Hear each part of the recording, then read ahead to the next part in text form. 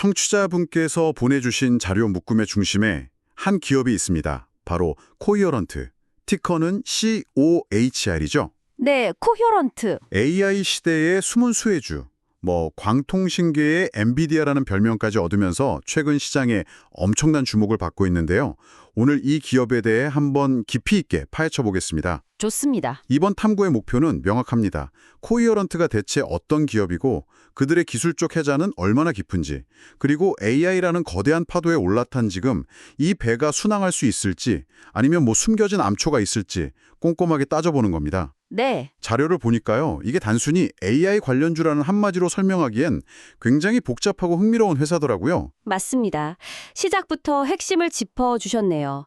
코히어런트를 그냥 단순한 부품 회사로 생각하면 큰 그림을 놓치기 쉽습니다. 아, 그런가요? 네, 이들은 광학, 재료공학, 레이저 기술을 모두 아우르는 말 그대로 수직 계열화된 거인입니다. 사실 지금의 코히어런트는 2022년에 II2BI, 보통 26라고 부르죠. 이 회사가 동명의 다른 회사인 코히어런트를 인수합병하면서 탄생한 거인과 거인이 합쳐진 새로운 존재라고 보시면 정확합니다. 수직 계열화라는 말이 나왔는데 사실 많은 기업들이 이 말을 쓰잖아요. 그렇죠. 많이들 쓰죠. 그런데 유독 코히어런트의 수직 계열화가 강력한 경쟁력, 즉 해자가 된다고 평가받는 이유가 있을까요? 반대로 생각하면 모든 걸 직접 하려다 보니까 회사가 너무 무거워지고 변화에 둔감해질 위험은 없을까요? 아주 날카로운 지적이십니다. 특정 분야에만 집중하는 경쟁사가 더 민첩하게 움직일 수도 있지 않을까? 이런 생각도 드는데요. 바로 그게 이 회사를 이해하는 핵심 질문이거든요. 코히어런트의 철학은 재료에서 시스템까지, 영어로 Materials to Systems라는 말로 요약됩니다. 재료에서 시스템까지요? 네, 예를 들어보죠. AI 데이터 센터의 혈관 역할을 하는 광통신 모듈을 만든다고 할 때 대부분의 경쟁사는 핵심 소재, 즉 빛을 만들고 조절하는 화합물 반도체 웨이퍼를 외부에서 사옵니다. 아, 그렇죠. 보통은 사오겠죠. 하지만 코히어런트는 그 웨이퍼의 원재료가 되는 인듐이나 인 같은 희귀 원소부터 시작해서요. 이걸로 인듐 인화물, IMP라는 웨이퍼를 직접 만들고 그 위에 칩을 새기고 모듈로 조립하고 최종 시스템 테스트까지 거의 모든 과정을 내부에서 해결합니다. 와, 정말 처음부터 끝까지 다 하는 거네요. 그렇죠. 이렇게 되면 말씀하신 둔감해질 위험보다 이점이 훨씬 커집니다. 첫째, 공급망 리스크가 거의 없어요. 아, 팬데믹 때 부품 하나 없어서 공장 멈추는 사태 겪었잖아요. 코히어런트는 그런 걱정이 덜한 거죠. 둘째, 중간 마진이 없으니 원가 경쟁력에서 압도적 우위를 점하고요. 네네. 마지막으로 가장 중요한 건데 소재부터 부품까지 직접 다루다 보니까 최적화가 가능합니다. 어떤 소재를 써야 최종 부품의 성능이 가장 잘 나올지 누구보다 잘하는 거죠. 아하. 이것이 바로 다른 회사들이 따라오기 힘든 아주 깊고 넓은 해자가 되는 겁니다. 그 수직 계열화라는 게 정말 강력한 무기처럼 들리는데요.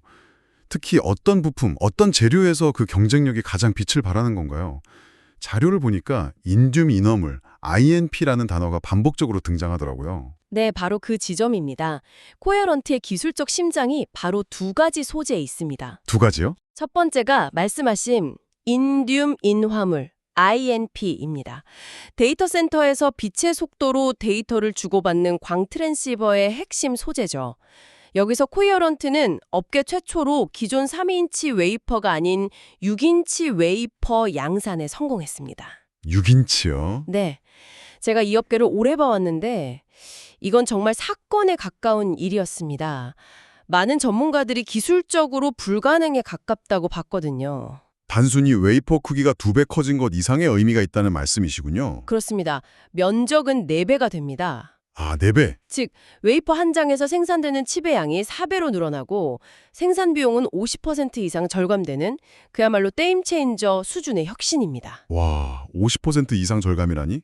경쟁사인 루멘텀이 아직 3인치에 머물러 있는 동안 코히어런트는 이미 원가 구조 자체를 다른 차원으로 옮겨놓은 셈이죠.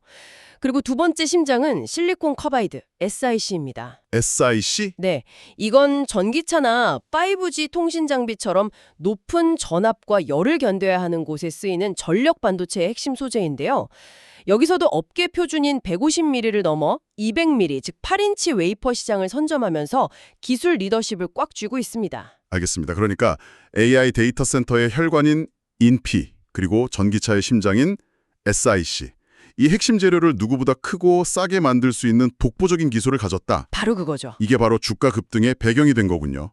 자료를 보면 2025년 중반부터 2026년 초까지 주가가 무려 112%나 급등했던데 이런 AI 수요 폭발은 어느 정도 예견된 현상 아니었나요? 네, 다들 예상은 했죠. 그런데 왜 유독 코이어런트의 주가가 그렇게까지 폭발적으로 반응한 거죠? AI 말고 이 회사 자체에 뭔가 특별한 일이 있었던 건가요? 정확합니다. AI라는 거대한 파도는 모두에게 왔지만 코히어런트는 그 파도를 탈 완벽한 서프보드를 새로 장만한 셈이었죠. 서프보드요? 바로 새로운 리더십이라는 두 번째 엔진이 동시에 가동됐기 때문입니다. 2024년 레티스 반도체에서 인상적인 성과를 보여준 짐 앤더슨이 새로운 CEO로 부임합니다. 아, 레티스 반도체 가면 저전력 프로그래머블 반도체 FPGA로 유명한 곳이죠? 거기서 어떤 성과를 했었나요? 짐 앤더슨은 레티스 CEO 시절에요.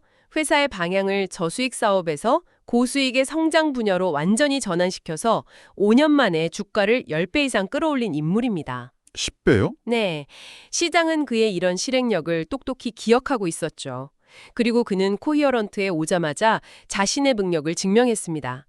부임 직후에 수익성이 낮고 성장성이 정체된 항공우주, 방산 부문을 약 4억 달러에 과감하게 매각해버립니다. 와, 굉장히 빠르고 과감한 결정이네요. 그렇죠.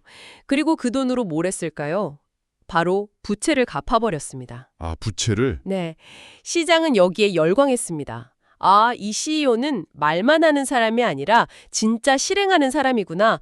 회사를 군살 없이 고수익 중심으로 완전히 뜯어고치겠구나 하는 강력한 신뢰를 심어준 겁니다. 즉, AI 데이터 센터 수요 폭발이라는 외부 환경과 짐 앤더슨의 강력한 리더십이라는 내부 동력이 정확히 같은 시점에 맞물리면서 주가에 불이 붙은 거죠. 하지만 그 불길이 계속 타오르진 않았던 것 같습니다. 자료에 따르면 2025년 8월경에 주가가 하루 만에 20% 가까이 급락한 시점도 있었는데요. 잘 나가던 주식이 무슨 일이 있었던 건가요? 정말 오르막이 있으면 내리막도 있다는 말이 딱 맞는 상황이었죠. 이건 시장의 기대치가 얼마나 무서운지를 보여주는 대표적인 사례입니다. 기대치요? 네, 당시 실적 발표 자체는 나쁘지 않았습니다. 하지만 시장은 이미 엄청난 서프라이즈를 기대하고 있었어요. 아, 눈높이가 너무 높았군요. 맞습니다. 그런데 회사가 제시한 다음 분기 가이던스가 그 눈높이를 살짝 밑돌았던 겁니다. 여기에 더해서 스마트폰 같은 소비자 가전 시장이 둔화되면서 소재 부문 매출이 소폭 감소한 점이 투자 심리에 찬물을 끼얹었습니다. AI 쪽은 좋은데 다른 쪽에서 발목을 잡았군요. 맞습니다. 아무리 AI가 뜨거워도 회사의 다른 사업부 실적까지 염원히 끌고 갈 수는 없는 거죠. 결국 아무리 좋은 성장주라도 시장의 과도한 기대감과 거시경제의 영향에서 자유로울 수 없다는 걸 보여준 투자자들에게는 아주 중요한 교훈이 된 사건이었습니다. 그렇다면 현재 코히어렌트의 가치는 어떻게 봐야 할까요? 주가가 이미 많이 올랐는데 겉으로 보이는 숫자만 보면 밸류에이션이 굉장히 높아 보이거든요. 가령 주가 수익 비율 PER이 200배가 넘는다는 자료도 있던데요. 이건 좀 과한 거 아닌가요? 네, 그 숫자만 보면 누구나 거품이다라고 생각할 수 있습니다. 하지만 그 200배라는 PER에는 함정이 있습니다. 함정이요? IIV와 코이어렌트의 합병 과정에서 발생한 여러 일회성 비용들이 회계상 이익을 깎아먹으면서 생긴 왜곡된 수치입니다. 그래서 이런 특수한 상황에 있는 기업을 볼 때는 과거 실적 기반의 후행 PER이 아니라 미래 예상이익을 기반으로 한 선행 PER을 봐야 합니다. 아, 선행 PER로 보면 어느 정도 수준이 있나요? 자료에 따라 다르지만 대략 21배에서 32배 수준으로 나옵니다. 이 정도면 동종 기술주들과 비교했을 때 아주 터무니없는 수준은 아니죠? 네, 그 정도면. 여기서 더 흥미로운 지표가 주가 이익 성장 비율, 즉 PEG입니다. 이건 PER을 미래 이익 성장률로 나눈 값인데 보통 1 미만이면 성장성에 비해 주가가 저평가되었다는 신호로 해석하거든요. 네. 그런데 여기서 월가의 시각이 극명하게 잘립니다. 한 금융정보 사이트 기준으로는 PEG가 0.95로, 즉 저평가 영역으로 나와요. 아, 1 미만이네요. 네. 하지만 다른 분석 자료에서는 1.7 정도로 성장성이 이미 주가의 상당 부분 반영되었다고 보는 시각도 존재합니다. 이 숫자 하나만 봐도 월가가 이 주식을 놓고 얼마나 치열하게 고민하고 있는지 알 수 있죠. 전문가들의 의견이 그렇게 갈린다는 건 그만큼 해석의 여지가 많다는 뜻이겠군요. 정확합니다. JP모건 같은 곳은 차세대 1.6T 광트랜시버 시장이 열리면 코이어런트가 최대 수혜자가 될 거다라면서 목표 주가를 231달러까지 제시하며 비중 확대를 외칩니다. 231달러요? 반면에 모건 스탠리는 AI에 대한 기대감이 이미 주가에 충분히 반영됐다며 비중 유지 의견과 함께 상대적으로 보수적인 목표가를 내놓죠. 최저 95달러에서 최고 231달러까지 목표 주가의 범위가 이렇게 넓다는 건 그만큼 현재 주가가 미래에 대한 뜨거운 기대와 차가운 우려가 팽팽하게 맞서는 지점에 있다는 뜻입니다. 월가의 큰손들, 소위 스마트머니는 어느 쪽에 베팅하고 있나요? 13F 보고서 같은 자료를 보면 힌트를 얻을 수 있을 것 같은데요. 좋은 질문입니다. 13F 보고서를 보면 아주 흥미로운 이름들이 보입니다.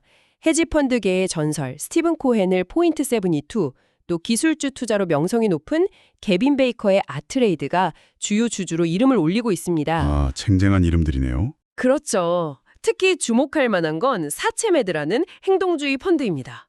이들은 보통 기업의 변화를 적극적으로 요구하면서 수익을 내는 곳인데 이들이 투자했다는 건 짐 앤더슨 CEO 체제하에서의 변화 가능성에 크게 베팅하고 있다는 신호로 읽을 수 있습니다.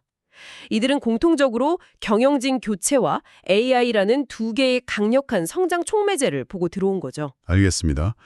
그렇게 큰손들이 믿고 베팅하고 있다면 짐 앤더슨 CEO가 그리고 있는 미래 청사진은 구체적으로 어떤 모습인가요? 그의 전략은 수익성 극대화라는 한 단어로 요약됩니다. 투자자들에게 아주 명확한 목표를 제시했어요. 네. 첫째, 매출 총 이익률 40% 달성. 이건 제조업에서는 정말 달성하기 어려운 꿈의 숫자입니다. 40%? 둘째, 앞서 말씀드린 6인치 EIP 웨이퍼 전환을 최대한 빨리 완료해서 경쟁사와의 원가 격차를 아예 넘볼 수 없는 수준으로 벌리겠다. 그리고 셋째, 인수합병으로 늘어난 부채 비율을 1.5배 이하로 낮춰서 재무 건전성을 확보하겠다. 아주 명확하고 측정 가능하며 달성 가능한 목표들을 제시한 겁니다. 계획은 아주 좋아 보이는데요. 하지만 모든 계획에는 리스크가 따르기 마련이죠. 이 장밋빛 전망을 가로막을 수 있는 잠재적인 위험 요인들은 어떤 것들이 있을까요? 물론입니다. 세 가지 핵심 리스크를 반드시 인지해야 합니다. 첫 번째는 고객사 집중도입니다. 고객사요? 네. 코이어런트의 AI 관련 매출은 사실상 구글, 아마존, 메타, 마이크로소프트 같은 소수의 거대 클라우드 기업에서 나옵니다. 이들이 데이터 센터 설비 투자, 즉 캐펙스를 조금이라도 줄이면 코이어런트 실적에 직격탄이 될 수 있습니다. 한마디로 고래들의 식사량에 실적이 좌우되는 구조죠. 고래들이 배부르면 먹이들 덜 먹을 수도 있다는 거군요. 그렇죠. 두 번째 리스크는 경쟁 심화입니다. 특히 습전력 반도체 분야에서는 울프스피드라는 아주 강력하고 상징적인 경쟁자가 버티고 있습니다. 울프스피드? 네. 기술력은 물론이고 미국 정부의 전폭적인 지원까지 받고 있어서 만만히 볼 상대가 아닙니다. 그리고 마지막으로 가장 중요하고 잠재적으로 파괴력 깊은 리스크는 기술 패러다임의 변화입니다. 기술 패러다임의 변화라면 구체적으로 어떤 걸 말씀하시는 건가요? 현재는 광트랜시버 모듈을 기판에 꽂았다 뺐다 할 수 있는 플러거블 방식이 대세입니다. 네. 하지만 앞으로 데이터 처리량이 기하급수적으로 늘어나면 아예 반도체 칩 바로 옆에 광학 부품을 함께 패키징하는 공동 패키징 광학 CPO라는 신기술이 부상할 수 있습니다. 아, CPU. 만약 시장이 이 CPO 기술로 급격하게 전환된다면 기존 플러거블 제품 시장 자체가 축소되거나 사라질 위험이 분명히 존재합니다. 코이어런트에게는 가장 신경 쓰이는 잠재적 위협이죠. 자, 오늘 이야기를 정리해 보겠습니다.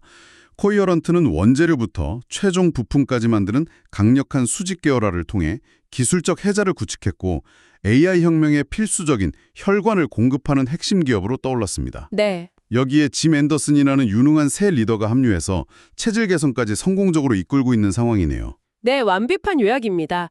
다만 이 모든 긍정적인 스토리에 대한 기대감이 이미 주가의 상당 부분 반영되어 있다는 점을 기억해야 합니다. 그렇죠. 그래서 분기별 실적이 시장의 높은 기대치에 조금이라도 미치지 못하면 주가가 크게 흔들릴 수 있는 변동성도 함께 가지고 있죠. 청취자분께서 이 자료들을 보시면서 스스로에게 던져야 할 질문은 이것일 겁니다. 이 엄청난 성장 잠재력이 현재의 높은 밸류에이션과 산업 고유의 리스크들을 모두 감수할 만큼 매력적인가? 마지막으로 청취자분께서 혼자 더 깊이 생각해 보실 만한 질문 하나를 던지면서 마무리하겠습니다. 네. 방금 가장 큰 리스크 요인으로 공동 패키징 광학, CPO라는 기술 전환을 언급하셨습니다. 분명 현재로서는 위협이죠. 하지만 관점을 한번 비틀어 보면 어떨까요? 오, 흥미로운데요? 웨이퍼 같은 원재료와 핵심 광학 부품 기술을 모두 장악하고 있는 코이어런트에게 이 기술 변화가 오히려 어설픈 경쟁자들을 모두 따돌리고 엔비디아나 구글의 AI 반도체 칩 내부로 더 깊숙이 자사의 기술을 심을 수 있는 누구도 넘볼 수 없는 새로운 기회가 될 수는 없을까요? 오늘의 위협이 내일의 더 큰 해자가 될 가능성에 대해 한번 고민해 보시는 것도 흥미로운 지적 탐구가 될 것 같습니다.